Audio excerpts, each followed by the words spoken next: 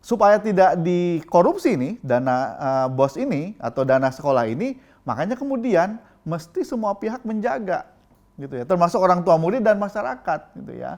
Jadi memastikan agar dana ini tidak dikorupsi gitu ya, atau tidak diselewengkan. Nah, kuncinya ada di mana? Kuncinya sebenarnya ada di penyusunan APBS.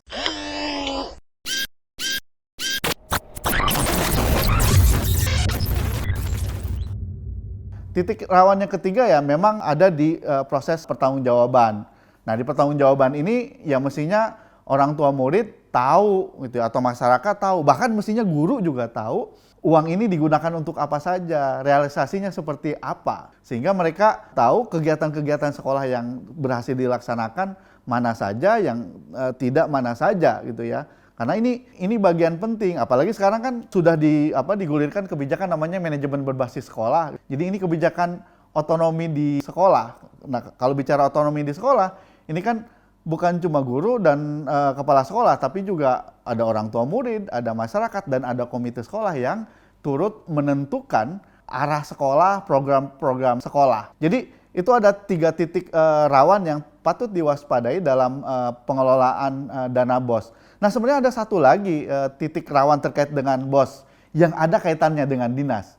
Ini saya cuplik fakta-fakta ini berdasarkan riset yang dilakukan oleh teman-teman ICW. Berdasarkan temuan ICW, walaupun dana BOS tidak lewat dinas, seperti yang saya katakan tadi, kalau lewat dinas kan takutnya dipotong. Makanya kemudian masuk langsung ke sekolah, asumsinya tidak ada dipotong. Modusnya sekarang berubah. Kalau dulu potong-memotong, sekarang modusnya adalah kalau istilah di Sunda itu ajul, sodok. Jadi uangnya masuk ke sekolah, naik lagi ke atas. Bahkan ada temuan kami di ICW maksudnya gitu ya. Jumlah uang yang disetor itu juga berdasarkan jumlah siswa. Misalnya dipatok jumlah uangnya satu siswa diambil 5.000 misalnya. Ada 1.000 misalnya jumlah siswa itu di sekolah, dikali 5.000 dikali 1.000. Gitu. Cukup besar dan itu yang mesti disetor kepada institusi yang ada di atasnya, dalam hal ini di Dinas Pendidikan gitu ya. Ini bukan bermaksud suuzon, tapi ini fakta-fakta yang pernah ditemukan oleh ICW. Jadi seperti apapun sistem dibuat, kalau mentalnya sudah korup, ya apapun pasti disiasati. Nah, supaya tidak dikorupsi nih dana BOS ini atau dana sekolah ini, makanya kemudian mesti semua pihak menjaga gitu ya, termasuk orang tua murid dan masyarakat gitu ya. Jadi memastikan agar dana ini tidak dikorupsi gitu ya, atau tidak diselewengkan. Nah, kuncinya ada di mana? Kuncinya sebenarnya ada di penyusunan APBS. Jadi orang tua murid atau masyarakat ketika menyekolahkan anak jangan seperti menempatkan anak seperti pakaian di laundry. Didaftar, dimasukkan, setelah itu ditinggal sekolah. Enggak. Orang tua murid justru punya juga kewajiban itu untuk kemudian mengawal sekolah, gitu ya. Nah, salah satu poin terpenting untuk mengawal sekolah adalah dalam proses penyusunan APBS tadi.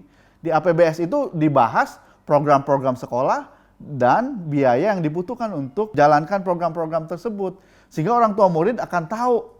Jadi apa saja yang akan dilakukan oleh sekolah butuh biaya berapa dan biayanya dari mana saja. Kalau dana BOS tidak cukup berarti dana BOS tidak cukup, BOS daerah tidak cukup, atau dana CSR tidak cukup, berarti ada tambahan dari orang tua murid. Jadi orang tua murid tahu latar belakang kenapa dia harus mengeluarkan uang misalnya 1.000 perak, 2.000 perak. Karena mereka ikut menyusun APBS tadi.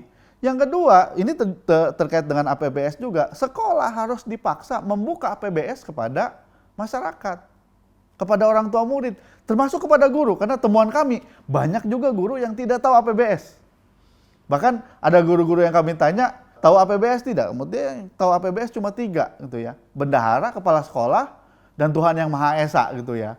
Jadi ini yang mesti dipaksa oleh orang tua murid gitu ya, dari sekolah supaya sekolah mau terbuka gitu ya. Karena dengan keterbukaan ini ruang-ruang untuk melakukan penyelewengan akan makin kecil, akan makin menyempit gitu ya.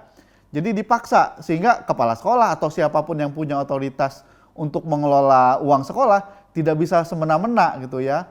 Yang ketiga memang pada saat kegiatan selesai, ke sekolah diminta untuk mempertanggungjawabkan alokasi anggaran ini, APBS ini kepada masyarakat. Jadi Ya selama ini memang sekolah juga melakukan pertanggungjawaban. Pertanggungjawaban ke siapa? Ke dinas, gitu ya. Jadi akuntabilitasnya mestinya bukan cuma ke atas, tapi juga ke bawah, ke masyarakat dan ke orang tua murid.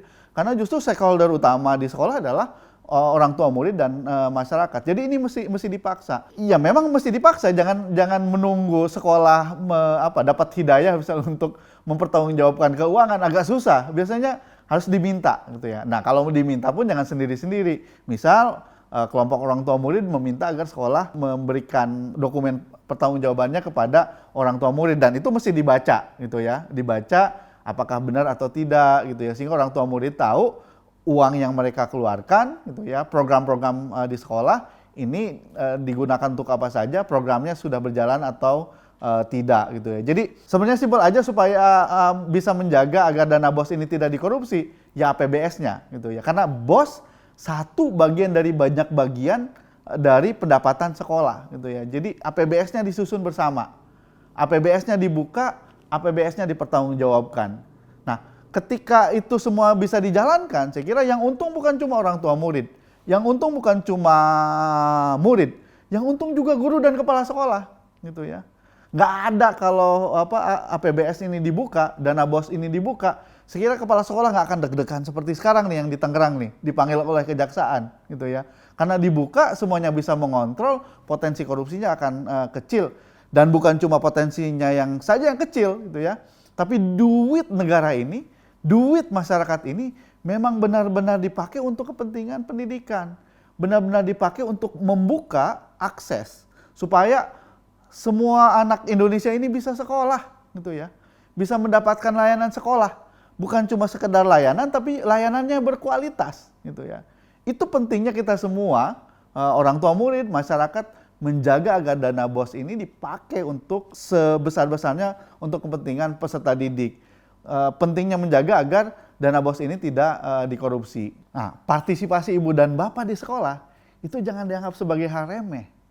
Justru partisipasi ibu dan bapak di sekolah dalam mengawasi dan memastikan agar sekolah bebas dari korupsi, agar dana BOS ini tidak dikorupsi, ini bagian penting dalam upaya membangun bangsa ini. Kalau coba lihat aja negara-negara maju, mereka bangkit dan bisa mengalahkan negara-negara yang lain apa? Dengan investasi sumber daya manusia. Amerika misalnya, ketika Rusia atau Soviet waktu itu meluncurkan Sputnik, yang mereka tanya pertama kali apa? Ada masalah apa dengan pendidikan kita?